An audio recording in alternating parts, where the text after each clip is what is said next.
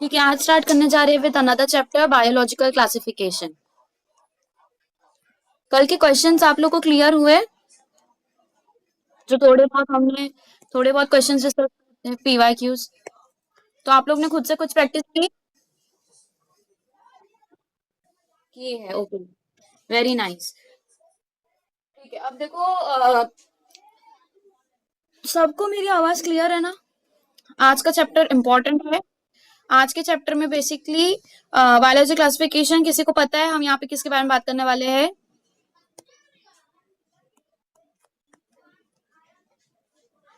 हम इसके अंदर क्लासिफिकेशन देखेंगे कि जो भी अलग अलग टाइप के क्लासिफिकेशंस आए वो किस बेसिस पर आए। अब वो क्लासिफिकेशन कौन से एक्सेप्ट हुए, कौन से डिनाई हो गए, कौन से मतलब रिजेक्ट हो गए, और फिर उसके बाद में जो एक्सेप्ट हुआ, हाईली एक्सेप्टेबल था, उसके बारे में हम डिटेल में समझेंगे। वो किंगडम्स को और वो क्लासिफिकेशन को हम अच्छे से समझेंगे।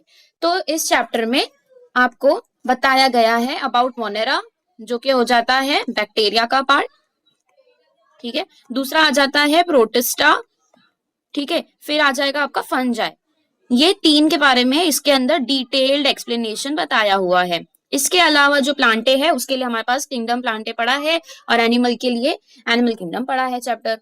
तो उधर पे हम डिटेल करेंगे, लेकिन इसका मतलब ये नहीं है कि यहाँ पे जो दिया हुआ पैराग्राफ है फॉर प्लांट एंड एनिमल, वो हमें नहीं करना है। उसे भी हम करेंगे कि क्या पता वहां से कोई लाइन आ जाए, है ना?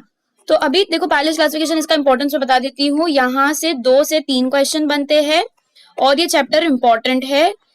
देखो मैं 3 चैप्टर आपको नाम लेके बता रही हूँ। एक तो आ जाएगा एनिमल किंगडम, एक हो जाएगा प्लांट किंगडम, और ये हो जाता है बायोलॉजी क्लासिफिकेशन। ये 3 चैप्टर जो है ना एग्जाम्पल्स बेस्ड है, examples and characteristics, examples of features. ये पूरा 3 चैप्टर का जो कलेक्शन है, ये ग्रुप जो है ना 3 चैप्टर का, इसके अंदर सिर्फ और सिर्फ ये बताया है कि इसके ये कैरेक्टरिस्टिक्स होती है, ये प्रॉपर्टीज देखी जाती है, और फिर उसके एग्जांपल्स बता दिए गए। सिंपल है, फीचर्स याद रखो, उसके बाद में दिए हुए एग्जांपल्स याद रखो। इतना ही कंटेंट है आपके पास और इतना ही करना है। यहाँ पे कुछ भी अलग मतलब आपको अपना कैलकुलेशन नहीं लगाने की जरूरत है, कोई कॉन्सेप्ट लगाने की जरूरत नहीं है। तो इन चैप्टर्स को आप बिल्कुल भी मत छोड़ो। ये 3 चैप्टर आपके टोटली 110% बेस्ड ऑन मेमोरी है, तो मेमोराइजेशन पर बेस्ड होते हैं ये। जितना अच्छा आप याद रखोगे उतने इजीली रख के करके आ जाओगे। और दूसरी चीज कि इसमें आपको पता है कि इसका आंसर यही होगा, इसके अंदर कुछ भी कॉन्सेप्ट नहीं लगेगा। वैसे अगर कंपेयर करें बायोटेक के अंदर कंसेप्चुअल है, मॉलिक्यूलर बेसिस कंसेप्चुअल है, तो ये सब जो चैप्टर्स होते हैं जहां पर कंसेप्ट है और वहां पर आपके पास में कंटेंट भी बहुत सारा है, कितना सारा लिखा गया, कितना सारा बताया गया है, तो वहां पर आप क्या है थोड़ा रिस्की हो सकता है। लेकिन यहाँ पर गेम एकदम सिंपल सा है, याद रखोगे तो ए का आंसर बी है, सी का आंसर डी है, इतना आपको समझ में आ जाएगा। ठीक है, और यहाँ पर इस चैप्टर में जितने भी डायग्राम्स दिए हैं, फर्स्ट थिंग डायग्राम्स जितने दिए हैं सब करने हैं। दूसरा टेबल्स जितने दिए हैं वो सब करने हैं। ये चैप्टर से टेबल्स और डायग्राम्स, ये कौन से, ये तीनों चैप्टर से टेबल्स और डायग्राम्स बहुत अच्छे से आपको करके जाना है। ठीक है, ये सब आप लोग ना लास्ट टाइम रिवीजन के लिए रखो, एलटीआर बना के वहां पर लिखो कि ये लास्ट टाइम रिवीजन में आपके जितने भी टेबल्स दिए हैं वो आपको ठीक है एग्जाम के एक दिन पहले भी आपको रिवाइज करना है। ठीक है, स्टार्ट करते हुए बायोलॉजी क्लासिफिकेशन। इसके अंदर सबसे पहले बताया है कि जो ह्यूमन सिविलाइजेशन स्टार्ट हुई, तो ह्यूमंस ने क्या किया, अपने नीड्स के हिसाब से चीजों को क्लासिफाई किया। जैसे ये एनिमल्स कैटल के लिए हो जाते हैं, ये हंटिंग के लिए हो जाते हैं, इन्हें हम खा सकते हैं, इन्हें हम ठीक है इनसे जो है डेयरी प्रोडक्ट्स मिल सकता है, इनके थ्रू जो है हम वूल निकाल सकते हैं। तो इस तरीके से उन्होंने क्लासिफाई किया था, एनिमल्स को क्लासिफाई किया, प्लांट्स को क्लासिफाई किया, कौन से एडिबल हो सकते हैं, कौन से हम ठीक है उनको ग्रेजिंग के लिए दे सकते हैं, ये सब। अब क्या हुआ, इसके बाद में हमको साइंटिफिक अप्रोच बनाना बहुत जरूरी हो गया। ठीक है, साइंटिफिक अप्रोच लाना बहुत जरूरी हो गया। तो साइंटिफिक अप्रोच के लिए सबसे पहले आने वाले थे एरिस्टोटल। एरिस्टोटल ने क्या किया, ये एक साइंटिस्ट थे, इन्होंने सबसे पहला साइंटिफिक अप्रोच दिया, first to classify on scientific basis. मतलब उनका नजरिया was not based on traditional methods. सबसे पहला इन्होंने साइंटिफिक वाला दिया था। अब इन्होंने क्या किया था, सबसे पहले इन्होंने लिया था मॉर्फोलॉजिकल बेसिस लिया था। मॉर्फोलॉजिकल बेसिस मतलब ऊपर ऊपर से देखकर इन्होंने क्लासिफाई किया था। एक प्लांट्स का क्लासिफिकेशन किया था और एक एनिमल का किया था। एनिमल्स का किया था ये बेसिस पे कि आरबीसी किसके पास में दिखाई देती है और किसके अंदर आरबीसीज आर नॉट सीन। जिनके अंदर आरबीसीज नहीं होती उनको उन्होंने एक एनिमल बना दिया, एक ग्रुप बना दिया, और फिर एक ऐसे बना दिया जिनके पास में आरबीसीज होते हैं। ठीक है, तो ये एनिमल का हो जाता है। दूसरी तरफ प्लांट को इन्होंने on the basis of their characteristics, जो मॉर्फोलॉजिकल कैरेक्टरिस्टिक्स, जैसे क्या हो जाता है, हर्ब्स हो गए, श्रब्स हो गए, ठीक है, फिर थॉर्नी वाले कोई ट्रीज हो गए, फिर कोई ट्रीज नॉर्मल, ठीक है, बिग साइज ट्रीज हो गए। तो इस तरीके से इन्होंने क्लासिफाई किया प्लांट्स को भी और एनिमल्स को भी। ये समझ में आया। यहाँ पर इन्होंने क्या किया, मॉर्फोलॉजिकल बेसिस लिया। अब इसको हम मॉर्फोलॉजिकल बेसिस बोल रहे हैं क्योंकि इन्होंने ऊपर ऊपर से देखकर क्लासिफाई किया है, डिटेल्ड इन्होंने नहीं लिया, डिटेल्ड इन्होंने नहीं लिया। फिर दूसरा आ गया बाइनोमियल क्लासिफिकेशन, जिसको हम कहते हैं two kingdom classification. Two kingdom classification किसने दिया था, लीनियस ने दिया था। ठीक है, ये किसने दिया था, लीनियस ने दिया था। अब इनका क्या कहना था, देखो लीनियस का ये था कि इन्होंने सिंपली एक क्या कर दिया, एक प्लांट्स ले लिया, एक प्लांट का किंगडम बना दिया, प्लांटे, किंगडम प्लांटे, और दूसरा इन्होंने बना दिया किंगडम एनिमेलिया। तो एक हो जाता है kingdom plantae according to Linnaeus. अब यहाँ पर बेसिस अलग था। देखो यहाँ पर जो पहला एरिस्टोटल था ना, उसने क्या किया, बेसिस एक ये रखा कि ट्रीज, श्रब्स और ठीक है हर्ब्स के फॉर्म में इसको डिवाइड कर दिया। लेकिन देन केम लीनियस, इन्होंने भी प्लांट्स और एनिमल्स में डिवाइड किया, लेकिन इनका बेसिस अलग था। इनका बेसिस क्या था, देखो इन्होंने सिंपली एक ही क्राइटेरिया लिया, and that criteria was presence और एब्सेंस ऑफ सेल वॉल। इन्होंने क्या लिया था, प्रेजेंस और एब्सेंस ऑफ सेल वॉल। एक क्राइटेरिया था प्रेजेंस और एब्सेंस ऑफ सेल वॉल। यहाँ तक क्लियर है। अब देखो इसकी वजह से क्या हुआ, इन्होंने सिर्फ एक चीज देखी, जिसके पास में सेल वॉल रहेगा वो कौन सा हो जाएगा, प्लांटे, जिनके पास में सेल वॉल एब्सेंट है वो हो जाएगा एनिमेलिया। अब इसके अंदर सब इन्होंने मिक्स कर दिया। जो बैक्टीरियाज के अंदर सब में सेल वॉल देखा जाता है, राइट, तो इन्होंने बैक्टीरियाज को भी सब प्लांटे के अंदर डाल दिया। अब जिसके अंदर नहीं मिल रहा था, जिसके अंदर like we can say fish हो जाती है, प्रोटोजोन्स हो जाते हैं, ऐसे प्रोटोजोन्स जो है किसके अंदर का पार्ट है, प्रोटिस्टा का पार्ट है। ये किसका पार्ट है, प्रोटिस्टा का पार्ट है। अब प्रोटिस्टा जो होता है इसके अंदर किसी किसी के पास में सेल वॉल मिलती है, कुछ गिने चुने एग्जांपल्स, और किसी किसी के पास में नहीं भी मिलती है। तो क्या कर दिया इन्होंने, कुछ प्रोटिस्ट यहाँ पर आ गए जिनके पास में मिल रही है, और कुछ प्रोटिस्ट यहाँ आ गए। दूसरी चीज के इसके अंदर इन्होंने बैक्टीरिया भी ऐड कर दिया, प्लांटे के अंदर इन्होंने बैक्टीरिया भी ऐड कर दिया। ऑल दो बैक्टीरिया जो होते हैं कैसे होते हैं, दो टाइप के होते हैं, या तो फिर ऑटोट्रॉफिक हो सकते हैं, मतलब फोटोसिंथेटिक बैक्टीरिया भी हो सकते हैं, या तो फिर कैसे हो सकते हैं, हेट्रोट्रॉफिक हो सकते हैं। मतलब कि हेट्रोट्रॉफिक कैसे हो जाएंगे, हेट्रोट्रॉफिक मतलब they will not prepare their food by solar energy, या फिर कोई इनऑर्गेनिक नहीं, बल्कि हेट्रोट्रॉफिक ये हो जाता है कि इन्होंने कोई लिविंग मटेरियल के थ्रू क्या किया है, अपना खाना बनाया है। तो हेट्रोट्रॉफिक के अंदर दो हो जाता है, या तो वो डेड मटेरियल पर क्या करेंगे, अपना फूड, डेड मटेरियल से फूड लेंगे, ठीक है, उसको डीके करके, या तो फिर वो लिविंग मटेरियल, लिविंग ऑर्गेनिज्म के अंदर रहकर क्या करेंगे, अपना फूड प्रिपेयर करेंगे और अपना लाइफ साइकिल कंप्लीट करेंगे।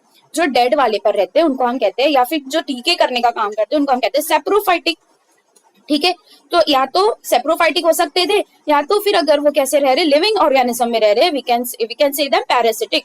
तो पैरासाइटिक भी हो सकते थे, सेप्रोफाइटिक भी हो सकते थे, लेकिन क्योंकि इनके पास में क्या था, सेल वॉल प्रेजेंट था, इन्होंने ऐड कर दिया अंडर प्लांटे। ठीक है, इन्होंने ये नहीं देखा। अब देखो इसकी वजह से दिक्कत क्या आई, सबसे पहले ड्रॉबैक्स आपको लिखने रहेंगे, इस तरीके से नोट्स बनाओ कि ड्रॉबैक्स क्या आ गए। इन्होंने जो है यूनिसेल्यूलर और मल्टी सेल्यूलर को एक कर दिया, यूनिसेल्यूलर एंड मल्टी सेल्यूलर एक हो गए, इनके बीच में इन्होंने ठीक है कोई डिफरेंस नहीं रखा। दूसरा, यूकैरियोट को प्रोकैरियोट के साथ में मिला दिया, यूकैरियोट एंड प्रोकैरियोट्स एक साथ आ गए।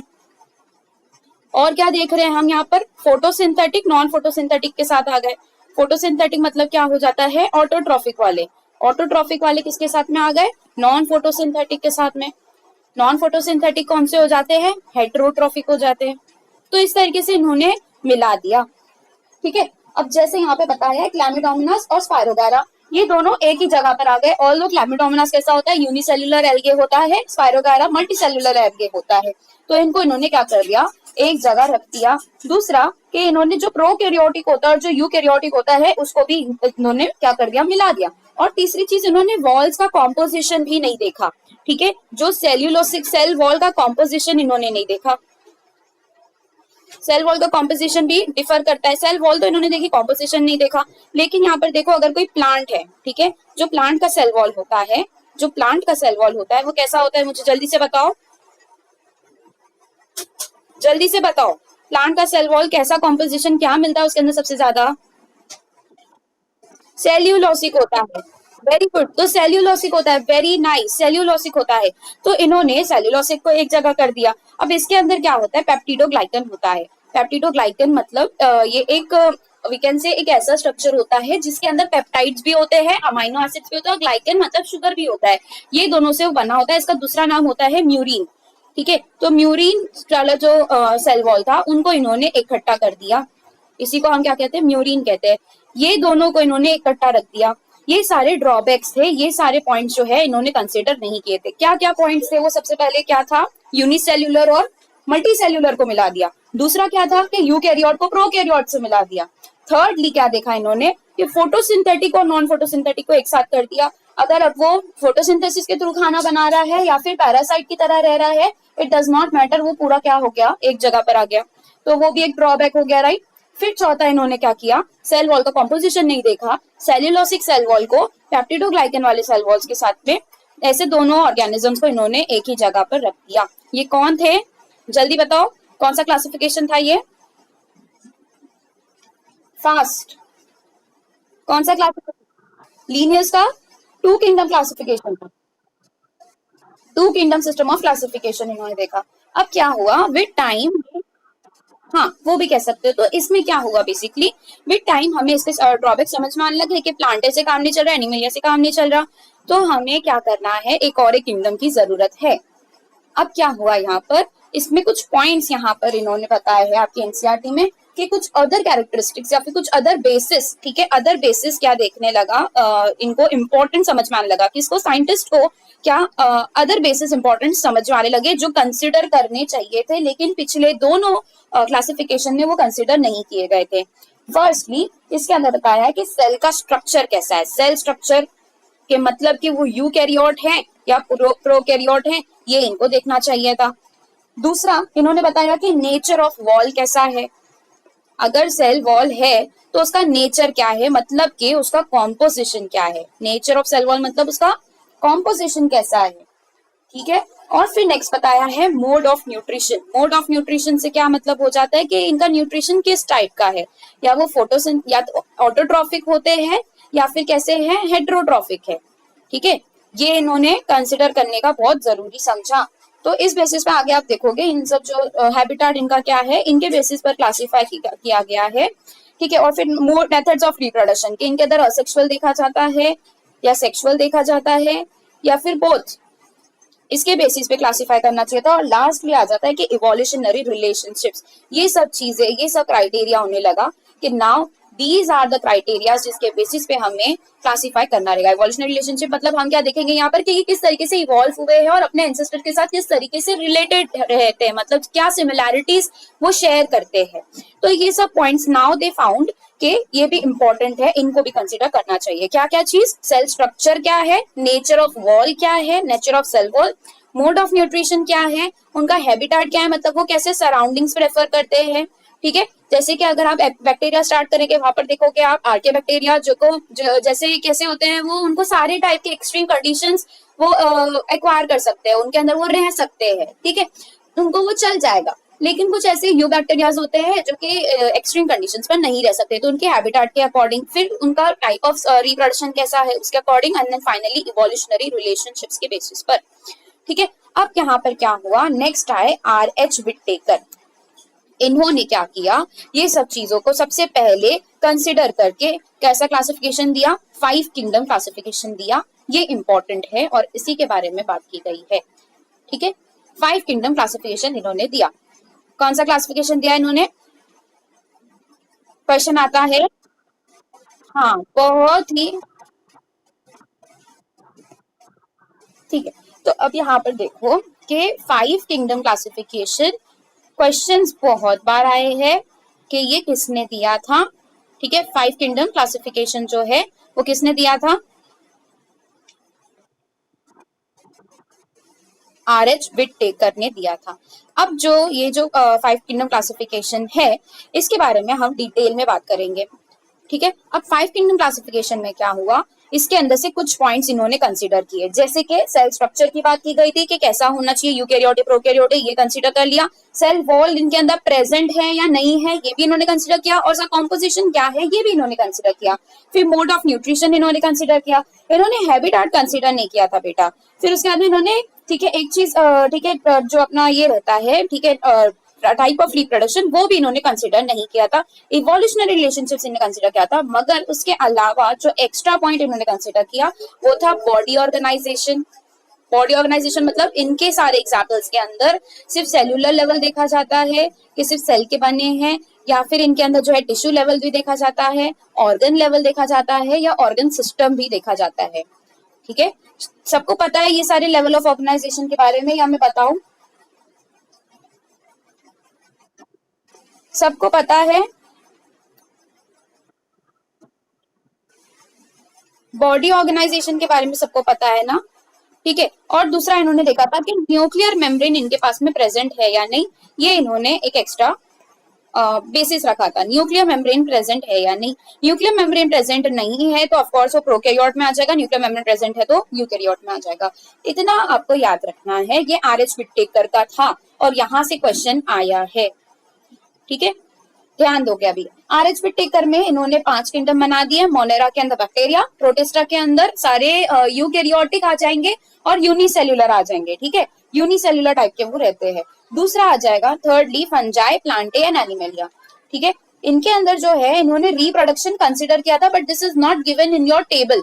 तो आपको क्या करना है, आपकी थ्योरी को फॉलो करना है कि रिप्रोडक्शन भी इन्होंने कंसीडर किया था। तो यहाँ से एक बार फाइनल टिक कर लेते हैं कि सेल स्ट्रक्चर कंसीडर किया है, नेचर ऑफ वॉल कंसीडर किया है, मोड ऑफ न्यूट्रिशन कंसीडर्ड है, हैबिटेट इनका कंसीडर नहीं किया गया है। इन्होंने हैबिटेट कंसीडर नहीं किया, इवोल्यूशनरी रिलेशनशिप्स भी देखी, रिप्रोडक्शन भी देखा, बॉडी ऑर्गेनाइजेशन और न्यूक्लियर मेम्ब्रेन, ये सब चीजें इन्होंने कंसीडर की थी। ठीक है, यहाँ पे भी क्वेश्चन आता है। नेक्स्ट आ जाता है 6 किंगडम क्लासिफिकेशन। ठीक है, अब 5 किंगडम क्लासिफिकेशन को हम डिटेल में देखेंगे। अभी पहले एक एक्स्ट्रा देख लेते हैं जो कि कार्ल वूस ने देखा था। कार्ल वूस ने ये दिया था, that was 6 kingdom classification. 6 kingdom classification को ही हम क्या कहते हैं, कोई बता सकता है? ये नहीं, देखो 6 kingdom classification is nothing but 3 domain system. तो आपकी बुक में 3 डोमेन सिस्टम के बारे में बताया है, 6 किंगडम क्लासिफिकेशन भी उसको बोला है। इन्होंने क्या किया, देखो इन्होंने 3 डोमेन बनाए। ठीक है, पहला डोमेन जो था, मतलब इन्होंने सबसे इंपॉर्टेंस सबसे ज्यादा किसको दी, बैक्टीरियाज को सबसे ज्यादा इंपॉर्टेंस दी।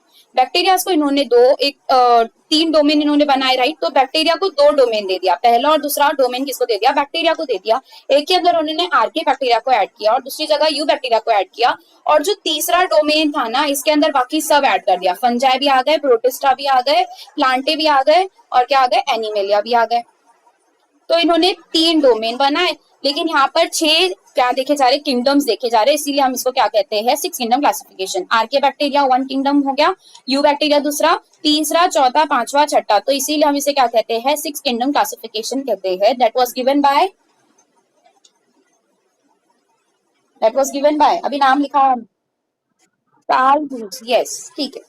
तो अब ये 3 डोमेन का सिस्टम का हो गया।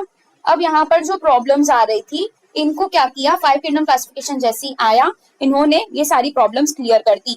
जो प्रॉब्लम्स, जो ड्रॉबैक्स आ रहे थे, drawbacks got cleared. Drawbacks got cleared. कौन से ड्रॉबैक्स आ रहे थे कि यूनिसेल्युलर जो है, ठीक है, किसके साथ में आ गया था, मल्टी सेल्युलर के साथ में आ गया था। ठीक है, और इसके अंदर बताया है कि जो प्रोटिस्टा थे, ठीक है, ऐसे थे जिसके अंदर जो है सेल वॉल मिलता है और जो सेल वॉल नहीं मिलता है। प्रोटिस्टा कैसे थे, कुछ ऐसे भी हो सकते हैं जिसके पास में सेल वॉल मिलता है, और कुछ ऐसे भी हो सकते हैं जिनके पास में सेल वॉल नहीं मिलता है। तो एक तो हो जाता है क्लैमिडोमोनास। क्लैमिडोमोनास ये दोनों एक साथ आ गए। ठीक है, क्लैमिडोमोनास एक साथ आ गए, और इसके साथ साथ जो है, ठीक है, क्लैमिडोमोनास और क्लोरेला, जो कि किसके अंदर के थे, पहले क्लोरेला को एनिमल में प्लेस कर दिया था और क्लैमिडोमोनास को प्लांटे में कर दिया था। ये दोनों एक साथ आ गए अंडर व्हाट, अंडर प्रोटिस्टा। ठीक है, और वैसे ही ये दोनों किसके साथ में आ गए, पैरामीशियम। ठीक है, पैरामीशियम और अमीबा के साथ में, ये भी किसके अंदर आ गया, दिस केम अंडर प्रोटिस्टा। तो प्रोटिस्टा जो नया बना, इसके अंदर सबसे ज्यादा डिफरेंसेस या फिर सबसे ज्यादा डाउट्स क्लियर हुए। जो डाउट्स हमें आ रहे थे कि भाई इसके पास में सेल वॉल नहीं है फिर भी इसको एक जगह कर दिया, ये तो हेट्रोट्रॉफिक है फिर भी इसको ठीक है इसके अंदर डाल दिया, तो इस तरीके के जो डाउट्स आ रहे थे ये क्लियर हो गए, यहाँ पर दोनों आ गए, ये दोनों चारों एग्जाम्पल किसके अंदर में आ गए, प्रोटिस्टा के अंदर में आ गए।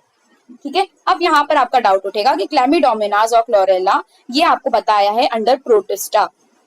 ठीक है, ये आपका चैप्टर है बायोलॉजिकल क्लासिफिकेशन, लेकिन यही जो एग्जांपल्स है ये एग्जांपल्स आपको प्लांट किंगडम में मिल जाएंगे।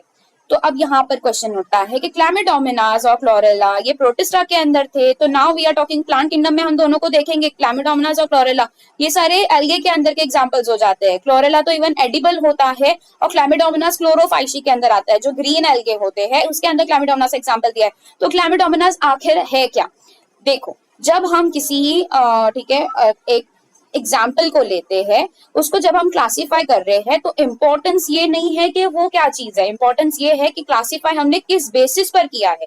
जब हम ये देख रहे हैं कि यूनिसेल्यूलर यूकैरियोटिक है, यूनिसेल्यूलर है यूकैरियोटिक है, तो उसके लिए प्रोटिस्टा बना। ठीक है, तो यूनिसेलुलर यूकैरियोटिक अगर इस तरीके से आप देख रहे हो तो that will come under protista. Chlorella भी यूनिसेलुलर यूकैरियोटिक है, लेकिन इनके पास में क्या मिलता है, मैंने अभी बताया ये जो दोनों थे दे केम अंडर एल्गी, मतलब इनके पास में मिलते हैं पिगमेंट्स, पिगमेंट्स मिलते हैं, मतलब ये फोटोसिंथेसिस कर सकते हैं। क्लैमिडोमोनास के अंदर क्लोरोफिल ए मिलता है, तो क्लोरोफिल ए जो टाइप है ये सिमिलर है काफी ज्यादा to what, to plants, plants के अंदर भी यही मिलता है राइट। तो क्लोरोफिल जो है प्लांट्स के अंदर मिलता है और ये फोटोसिंथेसिस भी कर सकते हैं, तो ये सब अगर हम क्राइटेरिया रखेंगे तो that will come under kingdom Plantae. लेकिन अगर हम ये क्राइटेरिया रखेंगे कि यूनिसेल्यूलर यूकैरियोटिक है तो इट विल कम अंडर, बोलो, इट विल प्रोटिस्टा। तो इंपॉर्टेंस क्या कैरी करता है, इंपॉर्टेंस ये नहीं कैरी करता कि ये आखिर क्या है, इंपॉर्टेंस ये कैरी करता है कि इसको किस बेसिस पर क्लासिफाई किया है।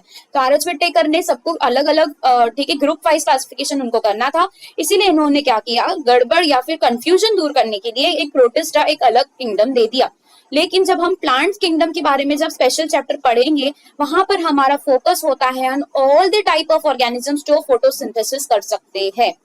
अब वो यूनिसेल्युलर हो या मल्टीसेल्युलर हो, अगर वो यूकैरियोटिक है, सेल वॉल उसके पास में प्रेजेंट है, क्लोरोफिल उसके पास में प्रेजेंट है, मतलब वो किस में आएगा, प्लांट किंगडम में आएगा। समझ में आया,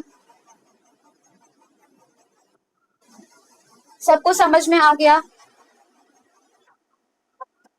ठीक है, अब यहाँ पर जो डाउट्स थे वो सारे क्लियर हो गए, ये किसकी वजह से हुआ है, because of five kingdom classification. ठीक है, अब यहाँ पर क्या हुआ, ये भाई इसके बारे में बताया, five kingdom classification, six kingdom classification, इसके बाद में भी आपको बताया कि आगे इन फ्यूचर क्लासिफिकेशन और होते जाएंगे, क्योंकि हमारी नीड्स जो है टाइम के साथ साथ बदल गए। पहले हमारे नीड्स सिर्फ इतने पे सीमित थे कि हमारा एग्रीकल्चर कैसे चलना चाहिए या फिर हमारा जो है डेली लाइफस्टाइल कैसे चलना चाहिए। नेक्स्ट हमारा ह्यूमन वेलफेयर में साइंटिफिक अप्रोच आने लगा, क्योंकि वहां पर हमारे नीड्स बढ़ गए। तो ऐसे ही आपको फ्यूचर में भी देखा जाएगा। ठीक है, यहाँ पर हम ठीक है इन तीनों की बात करेंगे, मोनेरा, प्रोटिस्टा, फंजाई के बारे में। Now let us finally start with kingdom Monera. Kingdom Monera, अब जो किंगडम मोनेरा है, बेसिकली किंगडम मोनेरा के अंदर क्या क्या आ जाता है, इसके अंदर आ जाते हैं दो पार्ट्स, एक तो हो जाएगा आर्के बैक्टीरिया का, एक हो जाएगा आर्के बैक्टीरिया का। सबका ओवरव्यू आपको पता है, ठीक है, सबका क्या ओवरव्यू आपको अंदाजा है कि हम जो है इसके अंदर किस टाइप के पढ़ने वाले हैं। आर्के बैक्टीरिया, आर्के मतलब ही होता है एक्सट्रीम कंडीशंस में रहने वाले, और यू बैक्टीरिया क्यों बोला, अब देखो ये जो है ना, क्या आर्के बैक्टीरिया फॉल्स बैक्टीरिया है क्या, ऐसा नहीं है, ये भी बैक्टीरिया ही है, लेकिन ये यू बैक्टीरिया बोला गया है। क्यों बोला गया है, ध्यान से सुनो। जो आर्के बैक्टीरिया होता है इट हैज सूडोम्यूरिन, मैंने अभी म्यूरिन के बारे में बताया, व्हाट इज म्यूरिन, बताओ, सेल्यूलोज म्यूरिन होता है क्या, पेप्टिडोग्लाइकन, पेप्टिडोग्लाइकन होता है, ये किसके अंदर मिलता है म्यूरिन, बैक्टीरिया में, कहाँ, सेल वॉल में मिलता है। Very good Ayesha. तो सब लोग आंसर कर रहे हैं क्या, गजाला, मुमताज,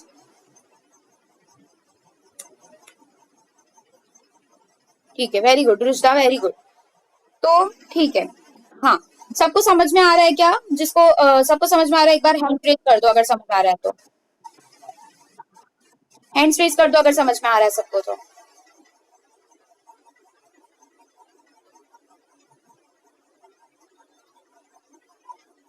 हैंड्स रेज कर दो अगर समझ में आ रहा है तो। चलो वेरी गुड, वेरी नाइस, बहुत अच्छे। ठीक है, तो सब साथ में है। सूडोम्यूरिन क्या है? सूडो मतलब हो जाता है फॉल्स, तो इनके अंदर, इनके सेल वॉल में सूडोम्यूरिन मतलब कि म्यूरिन लाइक एक सेल ऐसा केमिकल स्ट्रक्चर देखा जाता है which is not peptidoglycan, which is not murine, but it is similar to murine। इसीलिए इन्होंने, हमने इनको क्या कर दिया, आर्के बैक्टीरिया कर दिया। यहाँ पर हमें म्यूरिन मिलता है, and murein is what, your peptidoglycan. जिनके अंदर पेप्टिडोग्लाइकन मिल जाता है that will come under eubacteria. तो ये चीज थी। अब जो आर्के बैक्टीरिया होता है ये एक्सट्रीम कंडीशंस में रहता है, एक्सट्रीम कंडीशंस वाला होता है, और इसके अंदर ठीक है ऐसा नहीं देखा जाता, वो नॉर्मल हैबिटाट फॉलो करता है, नॉर्मल हैबिटाट का वो उसका देखा जाता है। ठीक है, अब दूसरा चीज जो मोनेरा है, जो बैक्टीरिया है, उनको हमने क्लासिफाई किया है on the basis of their shape also. इसको हमने on the basis of shape भी क्लासिफाई किया है। तो हमें क्या मिलता है, सबसे पहले मिल जाएगा कोकस। कोकस के अंदर कौन सा, स्फेरिकल टाइप का आ जाएगा। ठीक है, स्फेरिकल आ जाता है, और ये कैसा होता है, नॉन मोटाइल नेचर का होता है। नॉन मोटाइल मतलब अभी इनके पास में जो है फ्लैजेला नहीं होते हैं। नेक्स्ट आ जाएगा बैसिली। बैसिली या फिर bacillus. Bacilli is plural, bacillus is singular.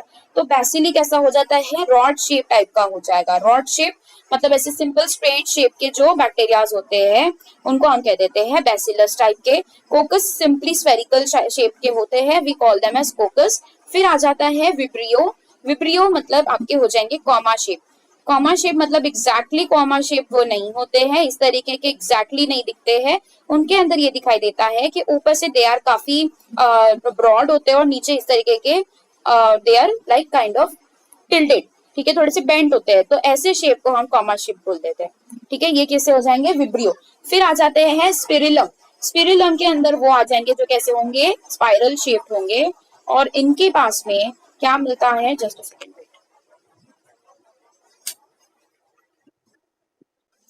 हाँ,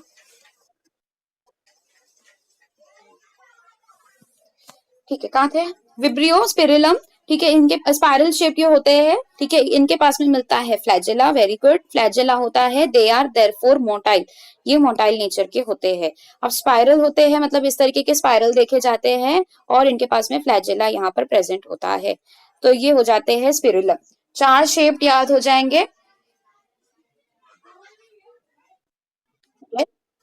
ठीक है, अब जो इसके अंदर का बैसिलस होता है ये मोस्ट कॉमनली देखा जाता है। ज्यादातर जो होते हैं सब बैसिलस नेचर के होते हैं, लैक्टोबैसिलस जैसे आपने बहुत सारे बैसिली के नाम सुने होंगे। तो ये ज्यादातर जितने बैक्टीरियाज होते हैं सब कैसे होते हैं, बैसिलस होते हैं। ठीक है, आप देखो किंगडम मोनेरा के बारे में, अभी ये शेप वाइज हो गया। ठीक है, अब इसके बारे में बताया है कुछ एक्स्ट्रा आपको फीचर्स बताए हैं बैक्टीरिया के, कि इनके जो सेल वॉल होते हैं, इनका जो सेल वॉल होता है, ठीक है, वो कैसा होता है, काफी ज्यादा कॉम्प्लेक्स नेचर का होता है। ठीक है, बैक्टीरिया का जो स्ट्रक्चर है काफी प्रिमिटिव हम समझते हैं, राइट। बैक्टीरिया के बाद में यूकेरियोट्स आए, तो बैक्टीरिया से यूकेरियोट आगे आए, तो मतलब कि ज्यादा डेवलपमेंट यूकेरियोट्स के अंदर देखा जाना चाहिए। और वैसा ही कॉम्प्लेक्स स्ट्रक्चर देखा जाता है किसका, यूकेरियोट्स का। ज्यादा चीजें उसके अंदर मिलती है, ज्यादा सेल ऑर्गेनल्स मिलते हैं, ज्यादा वो ऑर्गेनाइज्ड मैनर में फॉर्मेट उनका सेल होता है। लेकिन अगर आप बात करो अबाउट बैक्टीरिया, ऑल दो ये प्रिमिटिव नेचर के अंदर आते हैं, इनका सेल वॉल काफी ज्यादा कॉम्प्लेक्स होता है। अगर ये इतने ही ज्यादा प्रिमिटिव होते, और मतलब प्रिमिटिव किस बेसिस बोला जा रहा है कि इनके पास में ज्यादा फैसिलिटीज नहीं है। इनके सेल वॉल के अंदर क्या माइटोकॉन्ड्रिया मिलता है, नहीं। क्या एंडोप्लाज्मिक रेटिकुलम मिलता है, नहीं। गोल्गी एपेरेटस मिलता है, बिल्कुल भी नहीं। तो इनका जो कॉम्प्लेक्सिटी है वो इस बेसिस पर आता है कि इनका सेल वॉल का कॉम्पोजिशन बहुत भारी होता है, सेल वॉल काफी कॉम्प्लेक्स फॉर्म में होता है। और यही रीजन है कि अब तक के सब जगह बैक्टीरिया देखे जाते हैं, अभी भी सब जगह बैक्टीरिया देखे जाते हैं, आप कहीं पर भी बैक्टीरिया से बच नहीं सकते, राइट। तो ये इनका रीजन होता है। ठीक है, अब दूसरी चीज कि ये कॉम्प्लेक्स सेल वॉल होने की वजह से they can persist even in extreme conditions, they can survive. ठीक है, सर्वाइव इन एक्सट्रीम कंडीशंस। यहां से भी क्वेश्चन आता है कि आर्के बैक्टीरिया के पास में इतने ज्यादा हॉट स्प्रिंग्स में, हाई एसिडिक के अंदर, हाई टेम्परेचर्स में, हाई प्रेशर्स में ये रह सकते हैं। तो क्या रीजन है, because of their complex cell wall composition. समझा? अभी they are very complex in behaviour. फिर बोला है कि इसके अंदर सबसे ज्यादा मेटाबॉलिक डाइवर्सिटी देखी जाती है, मतलब कि मेटाबॉलिक डाइवर्सिटी मतलब वी कैन सी बहुत ही डाइवर्सिटी या फिर बहुत अलग अलग वेरिएशन देखे जाते हैं in their metabolism. They can change their मतलब वो वर्जन अपने बहुत ही क्विकली चेंज कर सकते हैं। ठीक है, बैक्टीरिया जो होते हैं वो एनवायरमेंट के साथ में बहुत ही क्विकली अडेप्ट कर सकते हैं, इतना उनका क्या होता है डाइवर्सिटी देखी जाती है। अब इसके अंदर किस बेसिस पर क्लासिफाई कर लेना है, एक तो फोटोसिंथेटिक आपको याद रखना है। एक तो हमने ये तो हम कर रहे हैं कि एक आर्के बैक्टीरिया हो गया, क्यू बैक्टीरिया हो गया, लेकिन दूसरी जगह आपको ये भी पॉइंट याद रखना है कि कौन सा फोटोसिंथेटिक है और कौन सा नॉन फोटोसिंथेटिक है। ठीक है, अब ये मैं फिर से बता रही हूँ आप लोग को, जो नॉन फोटोसिंथेटिक होगा इसके अंदर भी अगर कोई डेड मटेरियल डेड मैटर पर कर रहा है या फिर डीके करने का काम कर रहा है, लाइक फॉर एग्जांपल किसी लीफ पर कोई पत्ता झड़ गया है उसको डीके कर रहा है, या फिर कोई डेड कोई मटेरियल आ गया है, ठीक है, लाइक कोई इंसेक्ट मर गया है तो उसको डीके करने का काम कर रहा है, तो वो कैसा टाइप का हो जाएगा बताओ? कितने जन लेक्चर ध्यान से सुन रहे हैं ये आंसर करेंगे? नॉन फोटोसिंथेटिक है मतलब कैसा हो गया, हेट्रोट्रॉफिक हो गया। हेट्रोट्रॉफिक के अंदर भी हमने दो देखे थे, जो डेड मटेरियल पर कर रहा है, जो डीके करने का काम कर रहा है वो कैसा होगा, और जो लिविंग मटेरियल पर रह रहा है उनको हम क्या नाम देंगे? Answer me quickly.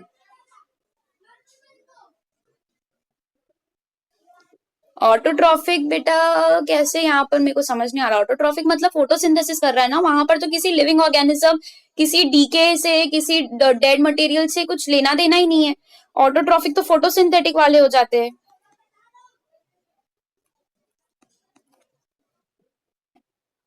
Very good, तो एक पैरासिटिक फॉर्म में मिल गया। पैरासिटिक फॉर्म में कौन से हो जाएंगे? जो कि लिविंग ऑर्गेनिज्म के अंदर रह रहे हैं। लिविंग ऑर्गेनिज्म के अंदर रह रहे मतलब they require a host body, उनको एक होस्ट की रिक्वायरमेंट है। जैसे हमारे गट के बैक्टीरियाज हो जाते हैं, उनको एक होस्ट की रिक्वायरमेंट है, उनके लिए वो जो एनवायरमेंट है काफी सही एनवायरमेंट है। हमारे स्टमक के अंदर HCl रिलीज होता रहता है, राइट?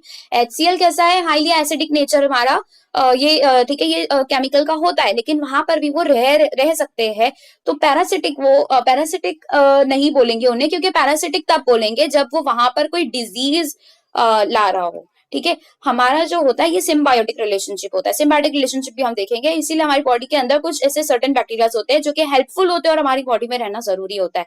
तो पैरासिटिक आप लाइक फॉर एग्जांपल अमीबाइक डायसेंट्री आप ले लो, ठीक है, वहां पर जो है ठीक है बैक्टीरिया के थ्रू वो ठीक है हो रहा है। जैसे कि टाइफॉइड ले लो, सैल्मोनेला टाइफी के थ्रू हो रहा है, तो ये सब बैक्टीरिया के थ्रू होने वाले डिजीजेस है। टाइफॉइड हो रहा है, कॉलेरा हो रहा है, ये सब किसके थ्रू हो रहा है? बैक्टीरिया के थ्रू हो रहा है। ठीक है, तो यहाँ पर क्या होगा, बेसिकली पैरासिटिक हो गया जो लिविंग ऑर्गेनिज्म में मिल रहा है। अब मुझे बताओ कि डेड मैटर के ऊपर जो डीके करने का काम कर रहा है, सड़ाने का काम कर रहा है, अभी हमारा खाना हो जाता है। खाना क्या है? It is a type of मतलब वो प्लांट में से हमें मिला है, खाना हमें प्लांट्स के थ्रू मिला है। कोई मीट का टुकड़ा ले लो, कोई फ्लैश ले लो, वो अगर सड़ रहा है रखे रखे मतलब वहां पर कुछ ना कुछ बैक्टीरियल चेंजेस हो रहे हैं।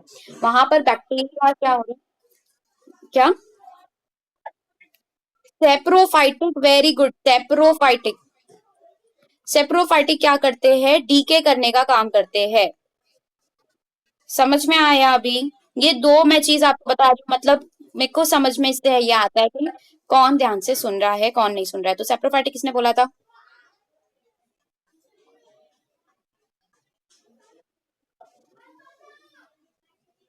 वेरी गुड, आयशा ने भी बताया डिकम्पोजर, लेकिन वो नाम याद रखो, एक पैरासिटिक होते हैं एक सेप्रोफाइटिक होते हैं। प्लीज इसको भूलो मत, ये सारे टर्मिनोलॉजीज आपको पता होनी चाहिए, बहुत बेसिक से है, कुछ इसके अंदर डिफिकल्ट नहीं है। अब जो फोटोसिंथेटिक होते हैं वो दो जगह से बना सकते हैं, या तो वो ऐसे हो सकते हैं फोटोसिंथेटिक के अंदर, एक तो वो कीमो ऑटोट्रॉफिक हो सकते हैं, कीमो ऑटोट्रॉफिक, या फिर फोटो ऑटोट्रॉफिक हो सकते हैं। फोटो ऑटोट्रॉफिक के अंदर फोटोसिंथेटिक आ जाएंगे। ठीक है, फोटोसिंथेटिक मतलब हम देख रहे हैं ऑटोट्रॉफिक, जो खुद का खाना खुद से बनाना, ये फॉलो करते हैं, ये स्लोगन को फॉलो करते हैं, खुद का खाना खुद से बनाना, किसी दूसरे के ऊपर डिपेंडेंट नहीं होते, वो सोलर एनर्जी के थ्रू कर रहे हैं। तो कीमो ऑटोट्रॉफिक जो होते हैं they prepare their food through chemicals, मतलब कि कोई इनऑर्गेनिक सबस्ट्रेट्स के थ्रू ये लोग करते हैं। इनऑर्गेनिक सबस्ट्रेट जैसे कि रॉक के ऊपर बैठकर सॉल्ट्स पे, या फिर वी कैन से कोई रॉक हो गई, मड हो गया, सॉइल हो गई, ये सारे इनऑर्गेनिक लेयर्स में वो अपना केमिकल प्रोड्यूस कर रहे हैं। Photo autotrophic through solar energy जो कर रहे हैं। फोटो मतलब ही क्या होता है? लाइट। तो सोलार एनर्जी के थ्रू जो कर रहे हैं, these will come under photo autotrophic. ठीक है, अब दूसरा आ जाता है archaebacteria. Now will start with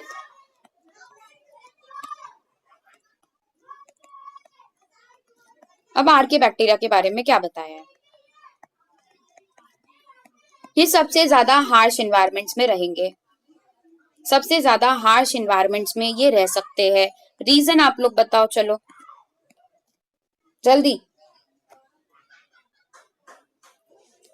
fast. Harsh, हाँ इंटरैक्ट करो बेटा, म्यूरिन पाया जाता है इनके अंदर, इसलिए म्यूरिन बोला ना किसी ने। और किसी लड़के की भी आवाज आई थी, क्या बोल रहे हो? आवाज आप लोग की आ नहीं रही है मुझे।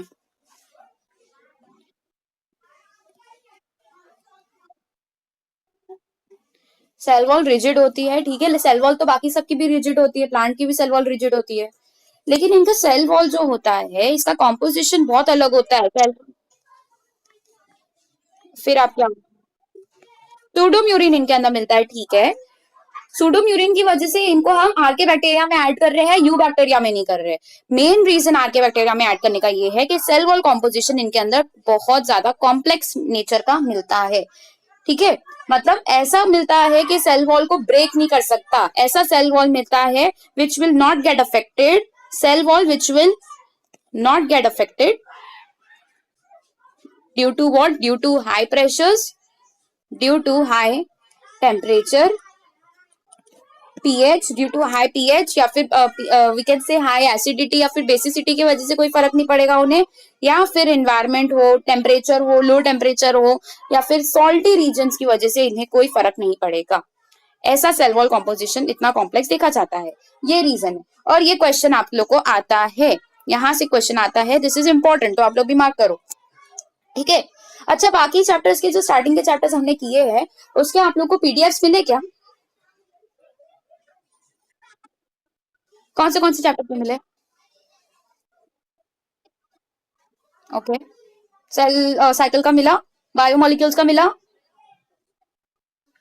ओके, तो मैं बोलती हूँ सर को, ठीक है। तो अभी देखो इसके अंदर आप लोग को याद रखना है, पहले हो जाते हैं हेलोफाइल्स। हेलोफाइल्स, हेलो का मतलब ही क्या होता है, सॉल्ट। फाइल्स मतलब फिलिक, फिलिक ये वर्ड क्या होता है, लविंग, या फिर उसको हम कह सकते हैं दे कैन एक्सेप्ट। फाइल्स का मतलब हम यहाँ पर लविंग नहीं लेंगे, यहाँ पर टॉलरेबल ले सकते हो आपके, ये जो है इतना क्या कर सकते हैं, इतना टॉलरेट कर सकते हैं, इतना वो सहन कर सकते हैं, तो ये सॉल्टी रीजन को एक्सेप्ट कर सकते हैं, सॉल्टी रीजन से मिलते हैं, उनको हम हेलोफाइल्स बोल देते हैं। फिर आ जाते हैं थर्मो एसिडोफाइल्स। थर्मो एसिडोफाइल्स क्या हो जाएंगे बताओ अभी? Thermo related to temperature, very good. Acido related to pH, मतलब पीएच बहुत ज्यादा कम जहां पर होगा वहां पर भी रह सकते हैं, जहां पर पीएच बहुत ज्यादा मिलेगा वहां पर। क्या बोल रहे हो? कोई कुछ बोल रहा है? मुझे पता नहीं आवाज आप लोग की क्लियर क्यों नहीं आ रही है आज, बहुत टन टन टन टन हो रही है आवाज, ठीक है। थर्ड आ जाएगा, ठीक है। एक हो जाते हैं मिथेनोजेंस। मिथेनोजेंस क्या होते हैं बेसिकली? मिथेनोजेंस वो होते हैं जो कि मिलते हैं मार्शी एरियाज। अब मार्शी एरियाज क्या होता है, जहां पर बेसिकली देखो काउडंग आपने देखा है, काउडंग के अंदर से दे एक्ट एज, वहां पर जो बैक्टीरिया मिलते हैं दीज आर मिथेनोजेंस, ठीक है। अब ये क्या करते हैं, ये मीथेन रिलीज कराते हैं। मिथेनोजेंस क्या कराते हैं, मीथेन ये गैस रिलीज कराते हैं। कौन सा गैस रिलीज कराते हैं? मीथेन गैस रिलीज कराते हैं, ठीक है, दैट इज CH4, ठीक है। मीथेन गैस रिलीज कराते हैं, और ये किसकी तरह एक्ट करता है, ये एक्ट करता है like a fuel, it act like a fuel, fuel की तरह ये एक्ट करता है। और ये कहाँ मिलते हैं methanogens? They are found in marshy areas also, तो ये आपको मिलते हैं इन काउडंग। काउडंग मतलब उनके जो स्टूल, जो फीसेस होते हैं वहां पर मिलते हैं। और मार्शी एरियाज मतलब के वो रीजन, जैसे दलदल वाला रीजन होता है ना, दलदल का रीजन होता है, ऐसा पूरा जहां पर बहुत टाइम तक पानी जम जाता है, तो एकदम काई जम जाती है, गाढ़ा पानी हो जाता है, उससे हम कहते हैं मार्शी एरियाज, वहां पर भी हमें मिथेनोजेंस मिलते हैं, ठीक है। तो ये आपको इतने तीन क्लासिफिकेशन याद रखने हैं, ये किसके अंदर आ जाते हैं, आर्के बैक्टीरिया के अंदर आ जाते हैं। रूमिनेंट एनिमल्स के बारे में बताया गया है, such as cows and buffaloes. Ruminant animals कौन से होते हैं बताओ? रूमिनेंट एनिमल्स जो जुगाली करते हैं, रूमिनेंट एनिमल्स मतलब जो कि खाना खाने के बाद क्या करते हैं, वो खाना खा लेते हैं एकदम स्पीड में। हाँ हाँ, तो ये रूमिनेंट एनिमल्स के एग्जांपल्स काउज ऑफ बफेलोज है। इनका मतलब ये होता है कि वो एनिमल, जैसे कि गोट भी रूमिनेंट एनिमल है, वो फौरन से खा लेता है और आधी रात में अगर आप कभी उठ के देखोगे तो they are still moving their mouth. वो क्या खा रहे होते हैं, जो पेट का उन लोग का पेट में जा चुका है, they can bring it back और उसी को वो वापस डाइजेस्ट करते हैं फूड को माउथ के अंदर। तो ये होते हैं रूमिनेंट एनिमल्स। इनके गट में और इनके डंग के अंदर क्या मिलता है, हमें मीथेन मिलता है, दैट इज द बायोगैस। ठीक है, बायोगैस क्यों बोला है, क्योंकि अब वो लिविंग लिविंग बॉडी के अंदर मिल रहा है तो उसको बायोगैस बोलेंगे। अगर वो मार्शी एरियाज में मिल रहा है दैट इज सिंपली गैस। ठीक है, क्लियर है यहाँ तक के। अब नेक्स्ट आ जाता है you bacteria.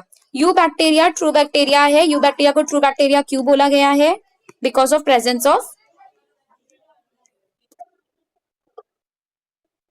Rigid cell wall. सब में मिलता है, प्लांट सेल वॉल भी रिजिड होता है बेटा। किसी देखो, सेल वॉल होना मतलब वॉल को आप पूरा वॉल ही समझो। अगर रिजिड नहीं होता, स्मूथ होता, तो फिर सेल मेम्ब्रेन ही काफी थी ना। सेल मेम्ब्रेन तो वैसी ही होती है, स्मूथ होती है, स्लाइमी होती है। सेल वॉल होने का रीजन क्या होता है, सेल वॉल होने का रीजन ही ये था कि इन्हें हमें एक्स्ट्रा प्रोटेक्शन देना है। वो स्मूथ कैसे हो सकता है, तो वो रिजिड होता है। वो बैक्टीरिया में भी रिजिड होगा, वो यू बैक्टीरिया में भी रिजिड होगा, और प्लांट के भी सेल वॉल्स रिजिड होते हैं। आपको डिस्टिंक्टिव पॉइंट ये याद रखना है, presence of murein that is peptidoglycan. Peptidoglycan मिलता है। ठीक है, ये आपको नहीं दिया लेकिन एक याद रख लो। ठीक है, अब ये जो होते हैं दे कैन बी मोटाइल, और ये कैसे हो सकते हैं, नॉन मोटाइल भी हो सकते हैं। जिनके पास में मोटाइल होगा ऑफकोर्स उनके पास में क्या देखा जाएगा, फ्लैजेला देखा जाएगा। ठीक है, क्या देखा जाएगा, मोटाइल होगा तो। ठीक है, अब इसके अंदर हम दो क्लासिफिकेशन कर लेंगे। एक तो हम या तो बना लेंगे फोटोसिंथेटिक ऑटोट्रॉफ्स, फोटोसिंथेटिक होंगे, या तो फिर ऑटोट्रॉफ्स के बेसिस पे हम किसको कर रहे हैं। ठीक है, यू बैक्टीरिया के अंदर हम एक ऑटोट्रॉफ्स के बेसिस पे कर रहे हैं, और दूसरा हम देखेंगे हेटेरोट्रॉफ्स के भी एग्जांपल देखेंगे। लेकिन ऑटोट्रॉफ्स अगर आप देखोगे, यहाँ पर हम सिर्फ ऑटोट्रॉफ्स की बात करेंगे पहले। तो ऑटोट्रॉफ्स के अंदर दो आ जाएंगे, मैंने ऊपर भी बताया। एक तो फोटोसिंथेटिक नेचर का होगा जो लाइट के थ्रू कर रहा है, और दूसरा क्या होगा, क्विक। वेरी गुड, कीमोसिंथेटिक जो, वेरी गुड, नाइस। तो कीमोसिंथेटिक जो होंगे वो, अब देखो फोटोसिंथेटिक के अंदर वो आ जाएंगे जिनके पास में क्लोरोफिल मिलता है। क्लोरोफिल ये कौन सा पिगमेंट है जो प्लांट के अंदर मिलता है, क्लोरोफिल ए इसके अंदर देखा जाता है। इसके अंदर सबसे इंपॉर्टेंट एग्जाम्पल होता है साइनो बैक्टीरिया का। साइनो ये कलर किससे मिलकर बना होता है, साइनो देखो कलर कैसा होता है, इस कलर को हम साइनो कलर कहते हैं, जो हमें ग्रीन और ब्लू के मिलने पर मिलता है। तो इस कलर का होता है, यहाँ पे देखो ग्रीन एक जगह ब्लू है, तो इस कलर के मिलने पर जो कलर मिलता है that is called as what, blue green bacteria. Blue green bacteria इसीलिए हम इसको नाम देते हैं। समझ में आया सबके। ठीक है, अब ब्लू ग्रीन बैक्टीरिया को क्यों बोलते हैं, क्योंकि इसका कलर या फिर ये ब्लू ग्रीन सैनो कलर इसका कहाँ पर मिलता है, इसके बाहर एक म्यूसिलेजिनियस शीट होती है, we can say gelatinous sheet होती है। इसके बाहर जो शीट मिलती है, मतलब जो पूरा कॉलोनी या फिर फिलामेंटस फॉर्म इसका जो मिलता है, उसके बाहर एक शीट बनी हुई मिलती है जो कि कैसी होती है, जिलेटिनस होती है। और इसका जो कलर होता है जिलेटिनस शीट, ये कैसा कलर शो करता है, सैन कलर शो करता है जब भी ये प्रेजेंट होते हैं, अगर ये ग्रुप में फॉर्म में प्रेजेंट हो रहे हैं। ठीक है, फिलामेंटस हो सकते हैं, या तो फिर कैसे हो सकते हैं, फिलामेंटस मतलब कि इस तरीके के एक के ऊपर एक जमा होते जाएंगे, इसको हम कहेंगे फिलामेंटस फॉर्म। कॉलोनियल मतलब कि इस तरीके के कॉलोनीज बनाएंगे, मतलब बेसिकली यहाँ पर एक पूरा कॉलोनी बन जाएगा, यहाँ पर इस तरीके के जो बैक्टीरिया से प्रेजेंट होंगे। तो फिलामेंटस एक फॉर्म हो सकता है, या तो फिर क्या हो सकता है, कॉलोनियल फॉर्म हो सकता है। ठीक है, ये दोनों के फॉर्म में वो इकट्ठा होते हैं। इनके बाहर जो मिलता है that is what, gelatinous sheet.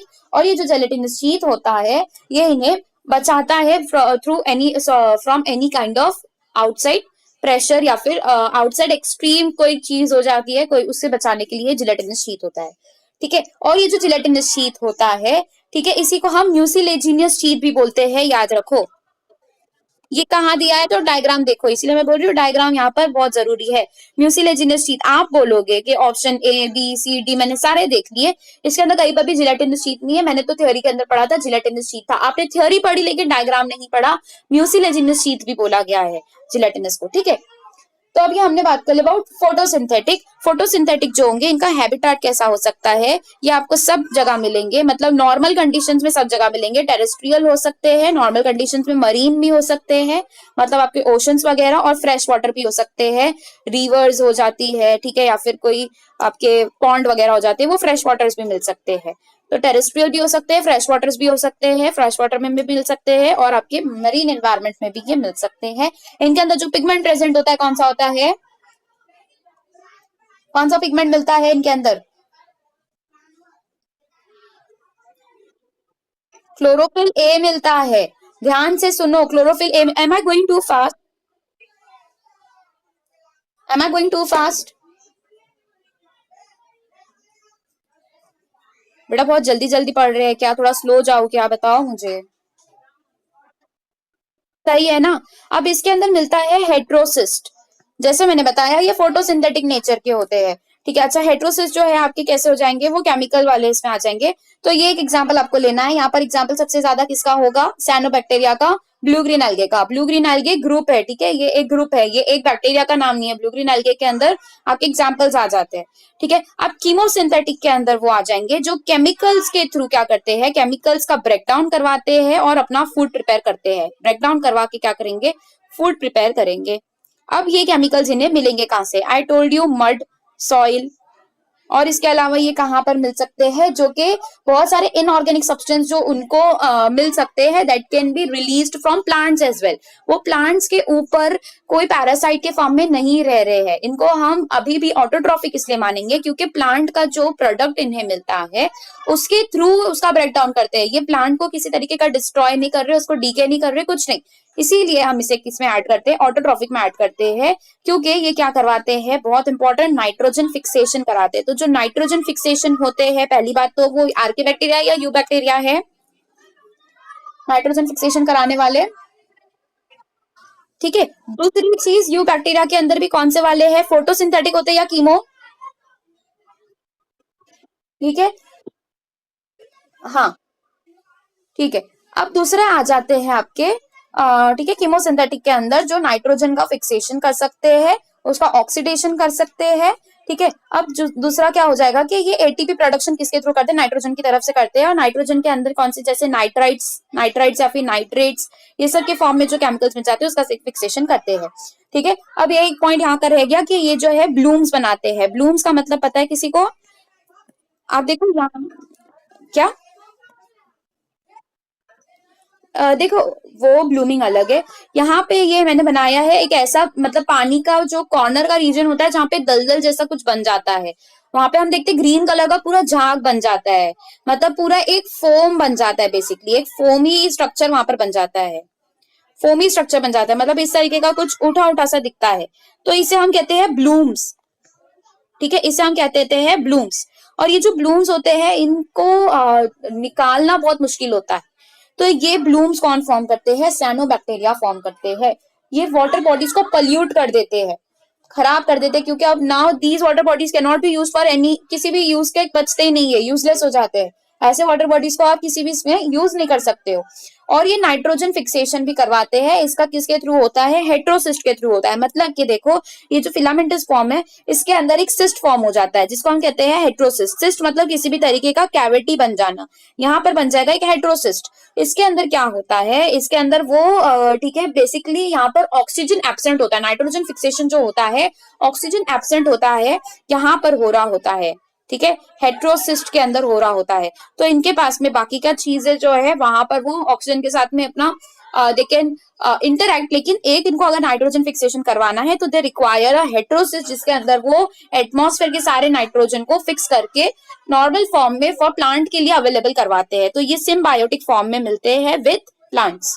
और यहाँ पर जो कीमोसिंथेटिक है वो भी नाइट्रोजन फिक्सेशन करवाते हैं और वो भी मिल जाता है आपको कुछ ऐसे प्लांट्स के अंदर, ठीक है, वो हो जाएगा। फिर आ जाते हैं, ठीक है, ये अपना तो देख लिया हमने, ठीक है, रिसाइकिल करवाते हैं न्यूट्रिएंट्स को from the nitrogen, phosphorus, iron, sulphur.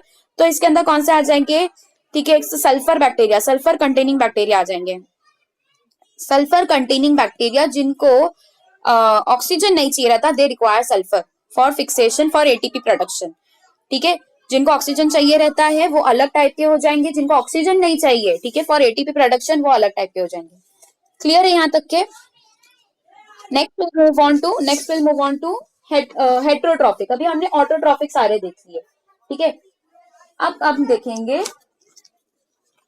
We will see, इसका एग्जांपल ले लिया आपने नॉस्टॉक और anabaena. These are all examples of what?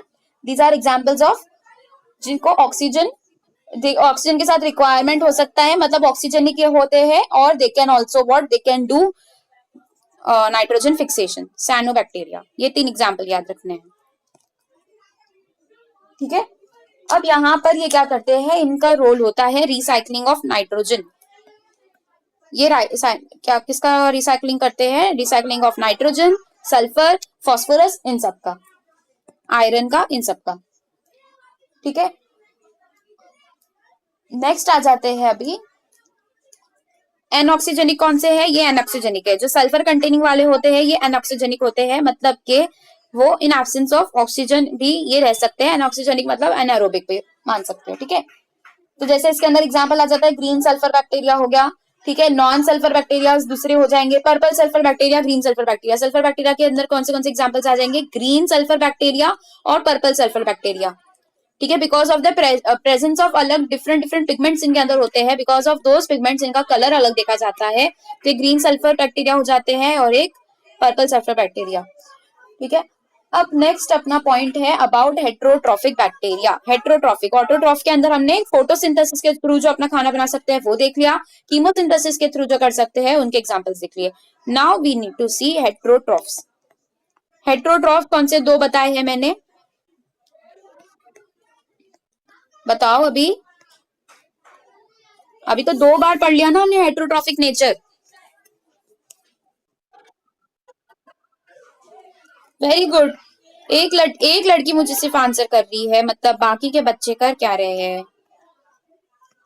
Saprophytic हो गया, दूसरा हो गया पैरासाइटिक, ठीक है। अब सेप्रोफाइटिक कौन से होते हैं? जो डेड मटेरियल के ऊपर रहते हैं। अब जो हेट्रोट्रॉफिक होते हैं ये सबसे ज्यादा अबंडेंट होते हैं, ठीक है। मतलब कि जो बैक्टीरिया होते हैं वो ज्यादातर हमको हेट्रोट्रॉफिक देखे जाएंगे, और इसके अंदर के भी हमें, ठीक है, सेप्रोफाइटिक भी मिलते हैं और पैरासिटिक भी मिलते हैं। अब जो हेट्रोट्रॉफिक होते हैं दे आर मोस्ट अबंडेंट, और ज्यादातर के इसके अंदर डीकम्पोजर्स देखे जाते हैं। डीकम्पोजर्स मतलब saprophytic nature, they are more in population, they are found more, ठीक है। ये इतने ज्यादा मिलते हैं। फिर उसके बाद में आ जाता है इनके बहुत सारा सिग्निफिकेंट इम्पैक्ट, मतलब कि ये पॉजिटिव इम्पैक्ट भी दे सकते हैं, नेगेटिव इम्पैक्ट भी दे सकते हैं, ठीक है। अब जैसे कि ये मिल्क का क्या कर रहे हैं? ब्रेक डाउन करवा रहे हैं, मिल्क को डीके करवा रहे हैं, तो एक थोड़े लेवल तक का जो उसका वी कैन से डीके होता है मिल्क का, तो उसका फॉर्मेशन होता है किसका? कर्ड का फॉर्मेशन होता है, दैट इज दही।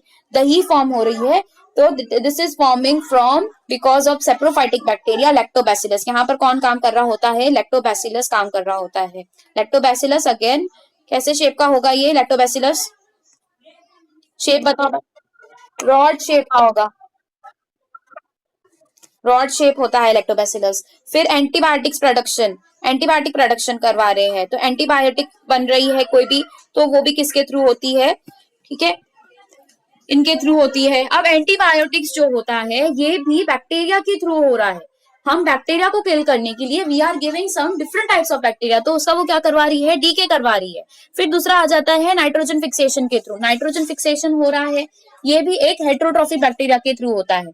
नाइट्रोजन फिक्सेशन किसके थ्रू होता है? हेट्रोट्रॉफिक बैक्टीरिया के थ्रू होता है। लेकिन इसके अंदर डिफरेंस ये याद रखना है, जो नाइट्रोजन फिक्सेशन रूट्स के अंदर देखा जाता है, इसको हम राइजोबियम कहते हैं, ठीक है। राइजोबियम्स ये एग्जांपल्स है जो कि रूट्स ऑफ लेंटिल्स, लेंटिल्स मतलब आपके लेग्यूम्स हो जाते हैं। लेंटिल्स आर व्हाट, जैसे कि हो जाते हैं मूंग दाल, ये सब सुना है, मूंग हो जाता है, या फिर और भी होते हैं ना एग्जांपल्स, मूंग, मटकी।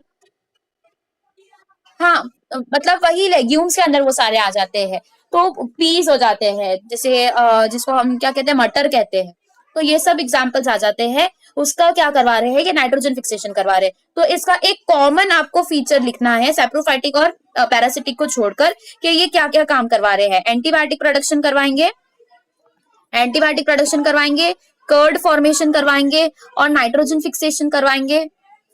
ये सब इसके क्या है?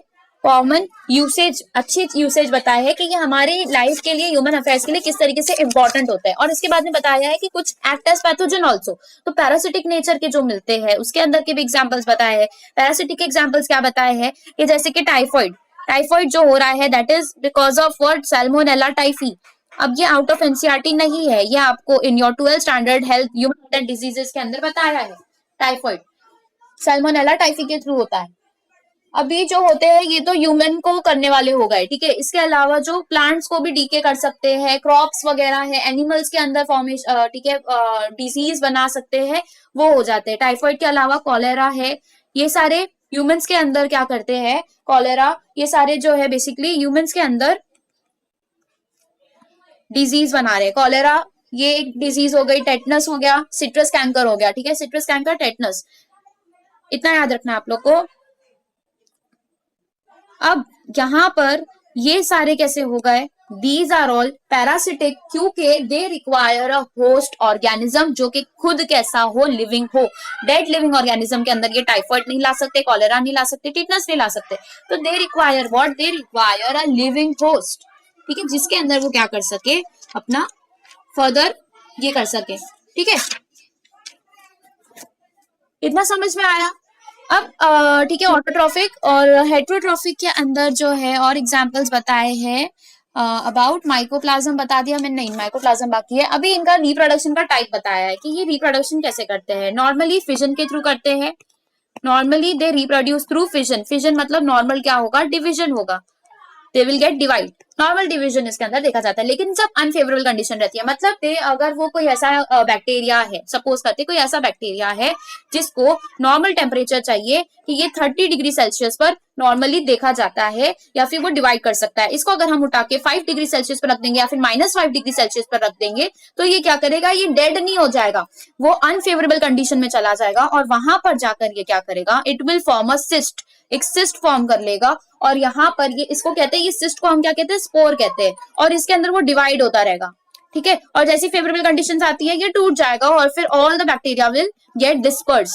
इसको हम कहते हैं that will be through formation of spores, ठीक है। अब यहाँ पर बताया है sort of sexual reproduction. Sort of sexual reproduction का मतलब क्या होता है कि सेक्सुअल रिप्रोडक्शन में हम क्या देखते हैं कि गैमीट्स मिलते हैं। गैमीट्स मिलते हैं मतलब बेसिकली उसके अंदर का हमें क्या मिलाना होता है, गैमीट्स को मिलाना मतलब हमें न्यूक्लियर कंटेंट, मतलब वी कैन से डीएनए हमें मिलाना होता है, राइट। तो जहां पर हमें डीएनए, दो डीएनए आकर मिलते हैं, that is called a sexual reproduction. जहां पर डीएनए का कोई लुकआउट नहीं है, जहां पर न्यूक्लियस का कोई लुकआउट नहीं होता है, नॉर्मल डिवीजन हो रहा है, वहां पर हमें उसे असेक्सुअल कह देना है। लेकिन सेक्सुअल हम तब कहते हैं जहां पर डीएनए एक्सचेंज हो रहा हो। तो basically this is one bacteria, ये इसका एक न्यूक्लियर का खुद का एक ठीक है क्या होता है, वो होता क्रोमोसोम्स होते हैं, इसके खुद के डीएनए होते हैं, और एक प्लाज्मिड के फॉर्म में इसको एक अलग से डीएनए मिल जाता है जिसको हम एक्स्ट्रा न्यूक्लियर डीएनए बोलते हैं। तो ये प्लाज्मिड होता है। अब सपोज करते हैं दिस इज वन प्लाज्मिड, ठीक है, ये जो बैक्टीरिया है इसके अंदर का एक प्लाज्मिड है, ये प्लाज्मिड है। और ये प्लाज्मिड जो होता है ये क्या करता है, इनको एक एक्स्ट्रा वी कैन से बाहर की जो आती है लाइक कैरेक्टरिस्टिक्स होती है उनको ये देता है। तो these characteristics are adapted because of what, because of these plasmids। जैसे कि बाहर का कोई एक्स्ट्रा सेल वॉल का लेयर आ जाना, कोई एक्स्ट्रा प्रोटेक्टिव लेयर आ जाना, ये सारे जो होते हैं ये सब किसमें आ जाएंगे, these are all the characteristics that are given from because of the plasmids, ठीक है। अब ये जो प्लाज्मिड है इसका कुछ डीएनए, इसका कुछ सीक्वेंस होगा डीएनए का, ठीक है। यहाँ पर कुछ डीएनए प्रेजेंट है, यहाँ पर कुछ डीएनए कुछ सीक्वेंस प्रेजेंट है। यहाँ से इन्होंने क्या किया, कोई बाहर का डीएनए एंटर कर लिया, कोई बाहर का डीएनए एंटर कर लिया, इस तरीके से कोई डीएनए का टुकड़ा यहाँ पर एंटर कर लिया। अब ये क्या होगा, इसके अंदर जाके फ्यूज हो जाएगा, इसके अंदर जाके वो क्या हो गया, फ्यूज हो गया, ठीक है, ये डीएनए का पार्ट। अब ये जब इसके अंदर फ्यूज हो गया अपने आप, ठीक है, जब ये डीएनए इसके अंदर ट्रांसफॉर्म हो जाता है, इसके अंदर एंटर कर लेता है, ट्रांसफर हो जाता है और ये इसके अंदर जाके लग जाएगा इस प्लाज्मिड के अंदर। तो अब जितने भी डिवाइड होंगे ना बैक्टीरिया के अंदर, जितने भी डिवीजन देखे जाएंगे ना, सबके प्लाज्मिड के अंदर एक थोड़ा सा पार्ट जो है एक्स्ट्रा डीएनए का भी पाया जाएगा। एक्स्ट्रा डीएनए मतलब जो फॉरेन डीएनए था, और इसी प्रॉपर्टी को हम यूज करके आगे बायोटेक्नोलॉजी के अंदर देखने वाले हैं।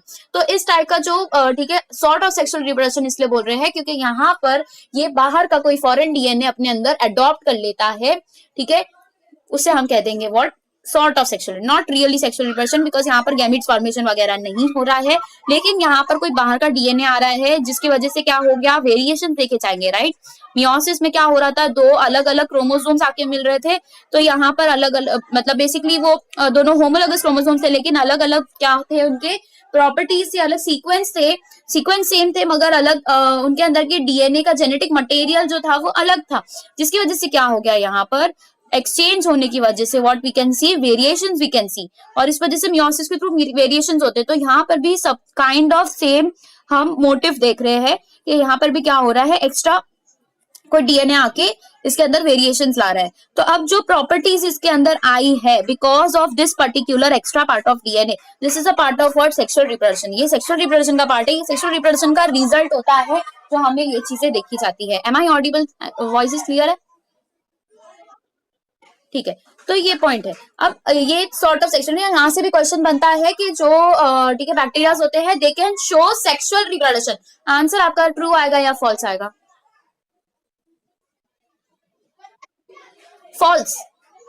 सेक्सुअल रिप्रोडक्शन जब हम कह रहे हैं मतलब वहां पर क्या आ जाएगा, that will include what, meiosis, gamete formation, fertilisation, ये सेक्सुअल रिप्रोडक्शन हो गया बेटा। स्ट्रिक्टली आपकी लाइन कह रही है एनसीईआरटी के sort of sexual reproduction, not really a sexual reproduction. आपको फॉल्स करना है वहां पर आपको फॉल्स रखना है, याद रखो। सॉर्ट ऑफ सेक्सुअल रिप्रोडक्शन होता है यहाँ पर। यहाँ पर कोई भी सेक्सुअल रिप्रोडक्शन का क्या देखा जा रहा है, यहाँ पे कोई भी प्रोसेस पार्ट देखा जा रहा है क्या, सिवाय इस चीज के कि यहाँ पर कोई फॉरेन डीएनए आ रहा है। सेक्सुअल रिप्रोडक्शन में क्या हो रहा है, पहले गैमीट का फॉर्मेशन हो रहा है, उसके लिए पहले मियोसिस हो रहा है।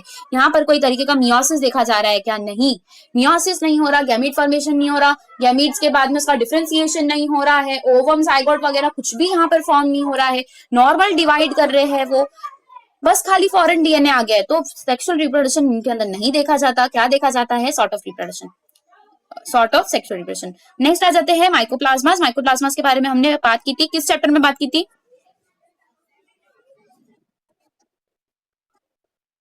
हाँ, तो वहां पे हमने देखा था माइकोप्लाज्मास, और वहां पर मैंने एनसीईआरटी की ये लाइन ला के रखी थी जहां पर हमने देखा था कि माइकोप्लाज्मास जो होते हैं they are the smallest living creatures, smallest living creatures, या फिर आपको इस तरीके से आ सकता है स्मॉलेस्ट प्रोकैरियोट्स कौन से होते हैं, स्मॉलेस्ट प्रोकैरियोट्स कौन से होते हैं, तो वो हो जाते हैं आपके माइकोप्लाज्मास। अब हमने देखा था जो प्रोकैरियोट्स है या फिर जो बैक्टीरिया होते हैं उनके पास में, सबके पास में सेल वॉल देखा जाता है, तो ये एक एक्सेप्शन है बेटा, इसके अंदर जो है सेल वॉल एब्सेंट होता है, कंप्लीटली एब्सेंट होता है।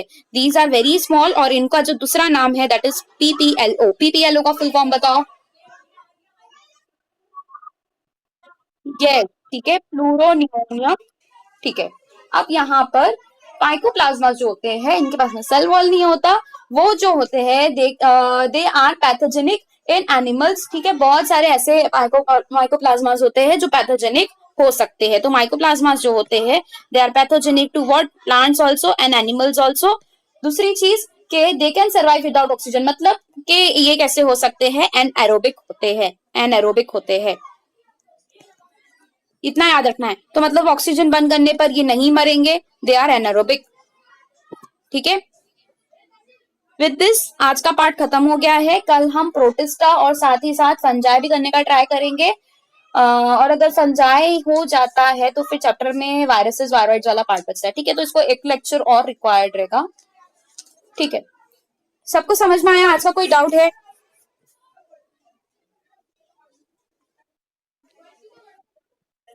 ठीक है, क्वेश्चन सॉल्व करेंगे चैप्टर खत्म होने के बाद। क्वेश्चन सॉल्व करना है या फिर हर एक टॉपिक के क्वेश्चन साथ ही साथ सॉल्व करने हैं? आई थिंक साथ ही साथ करते हैं। तो मैं आप लोग को कल इसका जो पार्ट है आज का वो भी लेकर आ जाऊंगी, और कल का जो है वो भी क्वेश्चन लेकर आ जाऊंगी, बेटर रहेगा। आप लोग जो चैप्टर हो रहा है उसके कोई भी क्वेश्चन सॉल्व कर रहे हो क्या, कहीं से भी? मैं नहीं कह रही हूँ कि एक ही कोई जगह से करो, कहाँ से कर रहे हो? Okay, very good. तो आपने एमटीजी की फिंगर टिप्स ली है और वहां से आप सॉल्व कर रहे हो, वेरी गुड। लेकिन आपने पीवाईक्यूज का बुक लिया है या पीवाईक्यूज का आपके पास कोई पीडीएफ है क्या? ओके, तो सबके पास में है क्या? क्योंकि आप लोग क्वेश्चंस रखो, और आपके पास में जो है क्वेश्चंस होने बहुत जरूरी है। क्वेश्चंस प्रैक्टिस नहीं करोगे तो इतना सारा पढ़ के मतलब नहीं है। क्वेश्चन प्रैक्टिस करने के बेटा बहुत सारे फायदे हैं। सबसे पहला तो आप लोग को पहले एक एक्सपोजर मिलता है कि किस टाइप के क्वेश्चन आते हैं। दूसरा, आपको प्रैक्टिस होगी, प्रैक्टिस होने की वजह से आप वहां पे जाके घबराओगे नहीं कि ठीक है अब ये क्वेश्चन को किस तरीके से अप्रोच किया जाए, किस तरीके से सॉल्व किया जाए। जितने भी कंफ्यूजन है, जितनी भी गलतियां हैं, तीसरा ये कि जितनी भी गलतियां हैं वो सब यहाँ की यहाँ ही सॉल्व हो जाएगी। आपको गलतियां यहाँ पे समझ में आ जाएगी, तो आपके एग्जाम वाले दिन कुछ ऐसा अलग आपको एक्सपीरियंस नहीं देखने को मिलेगा। आपने सारी गलतियां यहाँ कर चुके हो, तो अब ना आप वो गलतियों को ठीक करोगे और वहां पे जाके आप सही चीज करके आओगे। वहां पे जाके आप एक्सपेरिमेंट करने के लिए अगर नीट दे रहे हो कि वहां जाके देखेंगे क्या हो रहा है, तो फिर आप अपना साल वेस्ट कर रहे हो। इसीलिए यहाँ पर क्वेश्चन सॉल्व करो। जितना रॉन्ग आता है, मैं कह रही हूँ बेटा जितनी गलती होती है होने दो, बस ध्यान रखो कि क्वेश्चंस आपके नेक्स्ट क्वेश्चन में आप सेम टाइप की गलती नहीं करो। मतलब आप एक टेस्ट दे रहे हो, वो गलती हुई, क्वेश्चन ध्यान इतना रखना है कि नेक्स्ट टेस्ट में आप वैसे टाइप की सेम गलती ना करो। इसलिए आपको क्या जरूरी है, गलती जो की है उसको एनालाइज करो और उसको याद रखो कि मैंने इस टाइप की गलती की थी, ये नहीं करना है तो फिर मुझे कैसा करना है, वो आप लोगों को याद रखना है। और क्वेश्चन प्रैक्टिस करने की वजह से आप लोग को जब अप्रोच मिलेगा, आपको समझ में आएगा, तो आपको टेस्ट पेपर का लैंग्वेज समझ में आएगा। आपका कई बार ऐसा होता है कि बच्चे जो है पढ़ते सब है, उनको अगर हम सामने सामने क्वेश्चन जब तक समझाएंगे नहीं तब तक उन्हें समझ में नहीं आता है। जैसे ही क्वेश्चन समझाएंगे तो वो फट से सही आंसर दे देते हैं। जब हम उन्हें क्वेश्चन समझाते हैं तो वो आंसर देते हैं। तो ये जो समझाने के लिए जो एक्सप्लेनेशन जो आपको आना चाहिए ना, ये तब आता है जब आप पेपर का लैंग्वेज समझ पाओगे। Language in the sense, I am not saying कि इंग्लिश आपको समझ में आनी चाहिए, नहीं, इंग्लिश समझ में आ जाती है, लेकिन क्वेश्चन कहना क्या चाह रहा है, वो पूछना क्या चाह रहा है, ये आपको तब मिलेगा जब आप प्रैक्टिस करोगे। ठीक है, तो पीवाईक्यूज तो हर क्वेश्चन के आपको 110% लगाने हैं। सबसे पहले चैप्टर हुआ, जाके पीवाईक्यू सॉल्व करना है। यहाँ वहां एमटीजी के कोई भी फिंगर टिप्स एक्स्ट्रा करने के लिए, वो आपके फर्दर प्रैक्टिस के लिए पहले पीवाईक्यूज करो। क्योंकि बहुत बार ऐसा दिखा कि पीवाईक्यूज का ही पैटर्न उठ के आ जाता है, सिमिलर टाइप के क्वेश्चंस आ जाते हैं, उससे रिलेटेड आगे पीछे थोड़ा 19-20 का फर्क रहेगा, लेकिन वैसे ही उठ के आ जाएंगे क्वेश्चंस। तो आपका जो 40% ऑफ पेपर रहेगा ना, that will be 110% based on your PYQs. तो 40% paper from biology, from physics, from chemistry, तीनों की बात कर रही हूँ मैं, आपका पीवाईक्यू से ही रिलेटेड आता है। ध्यान दो, क्वेश्चंस प्लीज सॉल्व करो। अगर आप बहुत सारा पढ़ रहे हो, ज्यादा से ज्यादा भी पढ़ रहे हो, आप अगर कोई चैप्टर में पीएचडी भी कर रहे हो, तो वो आपको उतना फायदा नहीं देगा जितना आपको क्वेश्चन सॉल्व करना फायदा देता है। और यहाँ तक के नहीं, आपको क्वेश्चन सॉल्व करने के बाद उसका एनालिसिस भी करना है, बहुत जरूरी है। ठीक है, एंड करते हैं लेक्चर को। अल्लाह हाफिज।